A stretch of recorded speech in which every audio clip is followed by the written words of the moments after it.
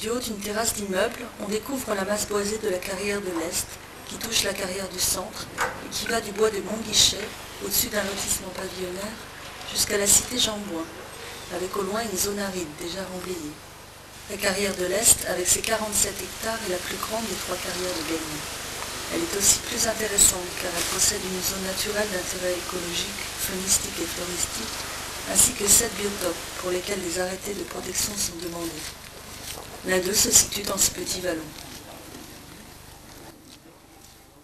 Donc là on est dans une partie qui est quand même qui a poussé sur du bois, sur du remblai, puisqu'on a des bois donc, qui sont composés essentiellement d'acacia et d'érable, avec en dessous un sous-bois de ronces d'ortie.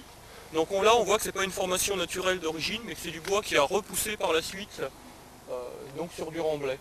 Là au-dessous c'est la seconde masse de gypse en profondeur. Et donc là c'est une partie qui est relativement pauvre en termes de végétation naturelle, mais bon, qui est quand même sympathique puisqu'il y a des bois. En termes d'espace vert, c'est quand même assez plaisant. Voilà. Mais c'est quand même une zone qui est déclarée dangereuse parce qu'il y a encore les frontiers de deuxième masse. Exact. D'accord. Au centre de ces parties qui sont plutôt dégradées, on a des parties de bois naturel. Là par exemple on a des très grands frênes, et on est quand même sous une latitude où la chaîne effrénée est le type de bois naturel. Donc là on peut considérer que les arbres qui sont apparemment sur le haut de ce petit talus sont certainement d'origine, et le remblai s'est donc arrêté à quelques 10-15 mètres du chemin. Voilà. On passe sous le niveau du gypse. C'est-à-dire que là il y a la première couche de gypse, c'est la première masse, qui est donc à peu près à cette hauteur-là, et là on va descendre encore plus profond et on va arriver à un petit vallon qui était l'entrée du niveau de deuxième masse, qui est plus profond.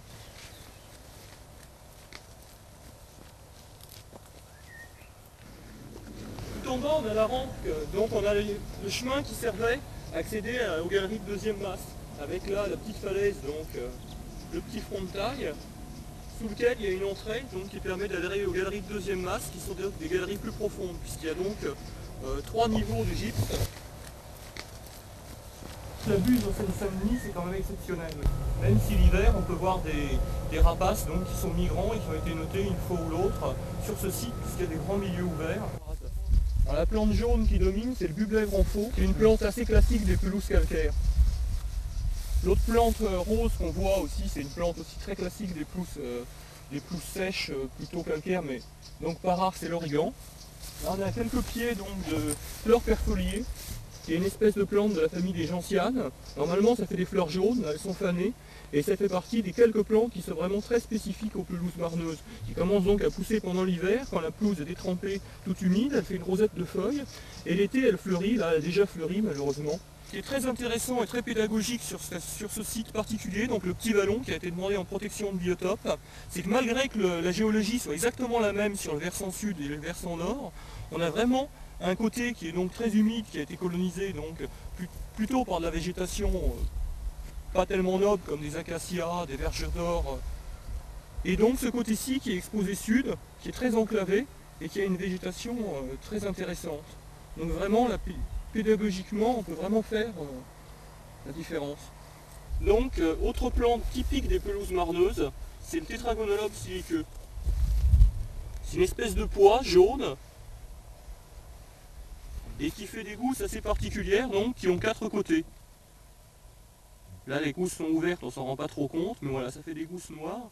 Et ça, sur les pentes marneuses, sur les éboulis, typiquement dans ces carrières, avec donc la chlore perfoliée, c'est vraiment les plantes caractéristiques. Religieuse, là c'est un jeune spécimen, hein, donc c'est une espèce protégée régionale, donc au niveau de la région Île-de-France, puisqu'elle arrive en limite nord en région Île-de-France, puisque c'est déjà le nord de la France, et donc protégée. C'est une espèce donc, qui a des couleurs rouges pour prévenir les prédateurs, parce qu'en fait elle est empoisonnée, elle contient du cyanure. Ça fait vraiment partie des plantes très typiques des pelouses marneuses. La carline vulgaire, c'est une espèce de prairie sèche, pas spécialement calcaire ni marneuse, mais c'est quand même assez intéressant. On a la couche de première masse, donc c'est la couche de gypse la plus importante, puisqu'elle fait une quinzaine de mètres de haut.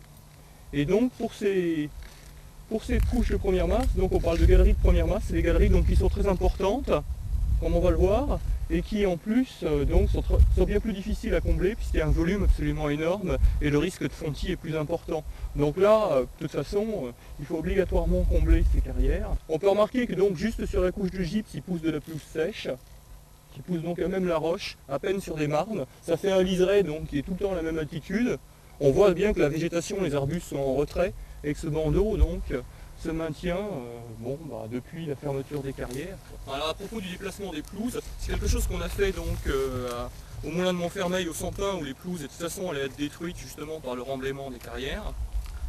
Et je parle bien de remblaiement, c'est-à-dire par l'apport massif de remblai, ce qui donc menace ces carrières-ci. Donc c'est quelque chose qu'on a fait une fois, on l'a fait pour 1200 mètres carrés quoi. Et 1200 mètres carrés, ça a pris quand même 8 jours de travail. Donc ici où on a au bas mot 3 hectares de pelouse sèche. En plus, ici, vous voyez à peu près où sont situées les pelouses sèches, donc sur des arêtes rocheuses. On imagine mal un engin allant les récupérer. Et de toute façon, même si elle les récupérait, elle ne se retrouverait pas sur le même milieu, puisqu'ici, elle pousse à même la roche, et non pas sur des marnes. Donc de toute façon, même si on reconstituait du milieu, on ne pourrait pas le reconstituer.